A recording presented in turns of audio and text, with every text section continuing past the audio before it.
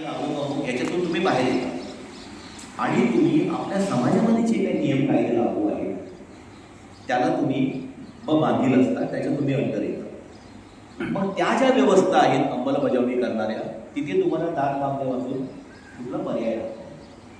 तुम्ही इथे प्रवेशद्वार बनवण्यासाठी तुम्ही संघर्ष केलेला आहे. सध्या तुम्ही गॅसची पाईपलाईन साठी संघर्ष करताय.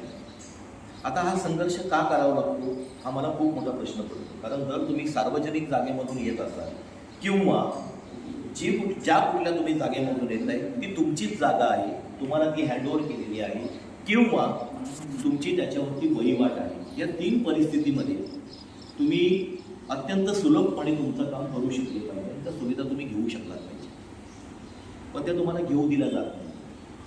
का घेऊ दिल्या जात नाहीये?